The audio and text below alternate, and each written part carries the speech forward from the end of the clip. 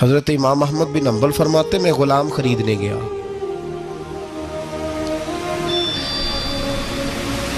اس نے میرے ساتھ شرط رکھی کہ حضور آپ مجھے خرید کے لے جانے ہیں، میری شرط یہ ہے کہ میں دن کو آپ کی ڈیوٹی کروں گا، رات کو نہیں کروں گا۔ فرماتے میں لے آیا، گھر لا کے میں نے پوچھا تیرا نام کیا ہے؟ کہنے لگا حضور غلاموں کا نام نہیں ہوتا۔ کھائے گا کیا؟ حضور غلاموں کی چاہت نہیں ہوتی، جس نام سے پکارو گے آ جاؤں گا، جو دو گے کھا لوں گا۔ کہا کس کمرے میں رہو گے؟ کہا حضور غلاموں کے نخرے نہیں ہوتے۔ کہتے میں نے کہا پھر بھی یہ کمرے ہیں پسند کر لو۔ ایک ٹوٹا پھوٹا سا کمرہ اس نے پسند کر لیا۔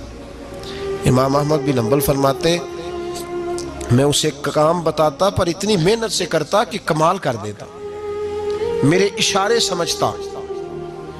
ایک دن میں تہجد کے وقت اٹھا، اس کے کمرے میں گیا تو وہ توبہ توبہ پکار رہا تھا۔ سنو ولیوں کی توبہ، فرماتے اس کے کمرے سے چیخنے کی، یا اللہ معاف کر دے، یا اللہ معاف کر دے، اللہ معافی دے دے، تڑپ رہا ہے، رو رہا ہے۔ اور امام احمد بن حنبل فرماتے ہیں حال یہ ہے کہ اس کے کمرے سے لے کر آسمان تک نور ہی نور پھیلا ہوا ہے، نور ہی نور، اور وہ روتا ہے یا اللہ معاف کر دے، یا اللہ معاف کر دے۔ فرماتے میں سوچنے لگا معافی کس چیز کی مانگ رہا ہے؟ فرماتے وہ خود ہی بولا، اور معافی دیکھو بھائی، توبہ دیکھو اللہ والوں کی۔ کہنے لگا اے اللہ میں تیرا بندہ ہوں، تو نے زندگی دی، نعمت دی، آنکھیں دی، کان دیے، سانسیں چلائیں، بغیر مانگے سارا کچھ دیا۔ چاہیے تو یہ تھا کہ میں دن رات تیری بارگاہ میں جھکا رہتا، پر مجھے معاف کر دے۔ میرے اوپر امام احمد بن حنبل کے بھی حقوق ہیں، میرے مالک کا بھی حق ہے، اس لیے میں دن سارا عبادت نہیں کر سکتا، بس 5 نمازیں پڑھ سکتا ہوں، رات میں جاگتا رہتا ہوں تیرے حضور۔ اللہ وہ جو سارا دن میں عبادت نہیں نہ کر پاتا مجھے معاف کر دے، خدایا میری غلطی معاف کر دے، اللہ مجھے بخش دے۔ اور راتی ساری کر کر زاری، نیند اکھاں تھی توندے، فجر ہوئی گناہگار کا آمن، سب تو نہیں، یا اللہ چاہیے تھا میں 24 گھنٹے سجدے کرتا، بخش دے، یہ میری خطا معاف کر دے۔ ساون کی کالی راتوں میں جب بوندا باندی ہوتی ہے، وہ راتوں کو اٹھ اٹھ روتے، جب خلقت ساری سوتی ہے۔ اور درویش کہنے لگے رات پوے تے بے دردانو، نیند پیاری آوے، درد مندانو یاد سجن دی، ستے امیان جگاوے۔ یا اللہ معاف کر دے، میں سارا دن سجدے نہیں کر پاتا، سارا دن لمبی نہ، معافی دے دے، یہ توبہ ہے اللہ والوں کی۔ امام احمد بن حنبل فرماتے ہیں فجر کے وقت وہ میرے ساتھ مسجد گیا، میں نے اس کا چہرہ دیکھا، میں اس کو کونے میں لے گیا، میں نے کہا جا تو اللہ کی رضا کے لیے آزاد ہے، جا میں اپنے حق معاف کرتا ہوں، مکان تیرے پاس رہے گا، کھانا تجھے ملے گا، تو آزاد ہے۔ اس نے کہا حضور ہوا کیا؟ ہوا کیا؟ ہماری تو خواہش ہے نا کہ بندہ اس وقت ملنے آئے جب میں تسبیح پڑھ رہا ہوں، کوئی اس وقت گھر پہنچے جب میں سجدے میں ہوں، لوگوں کو پتہ چلے بڑا نیک ہے، بڑا نمازی ہے۔ اس وقت کسی کی نظر پڑے جب میں بالکل قرآن پاک پہ بیٹھا ہوں۔ فرماتے ہیں جب میں نے کہا نا تو آزاد ہے، تو کہنے لگا حضور کیا ہوا؟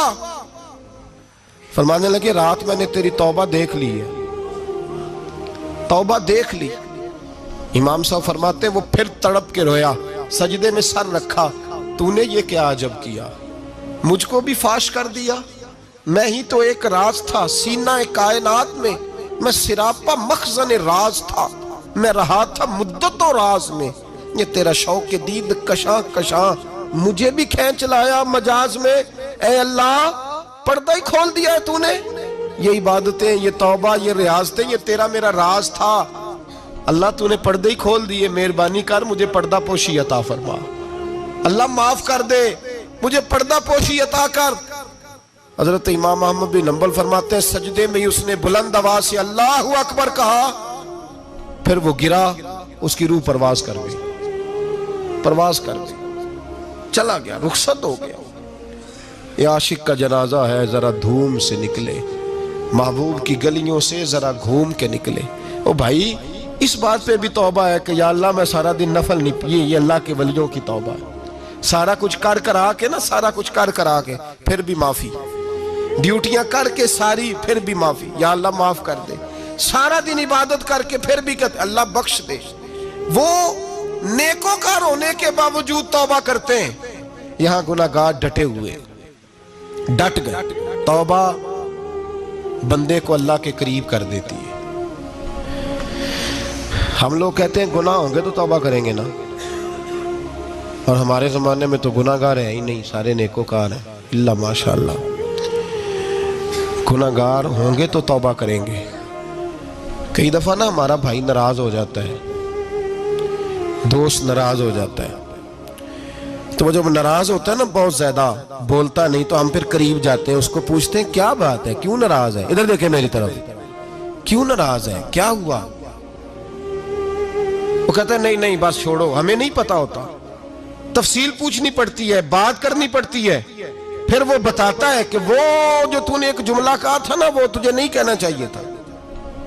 پھر ہمیں خیال آتا ہے ہاں مجھ سے غلطی ہو گئی، پھر ہم کیا کرتے ہیں؟ معافی مانگتے ہیں، راضی کرتے ہیں۔ ہوتا ہے ایسے کہ نہیں ہوتا ہے نا جناب؟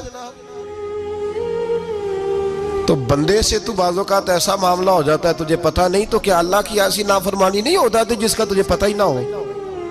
اللہ کے بندے روز رات کو معافی مانگ کے سوتے تھے، روز، پتہ نہیں کوئی انجانے میں جملہ نہ نکل گیا ہو، ہر وقت ڈرے رہتے تھے، سیمر بندوں سے نہیں، کس سے؟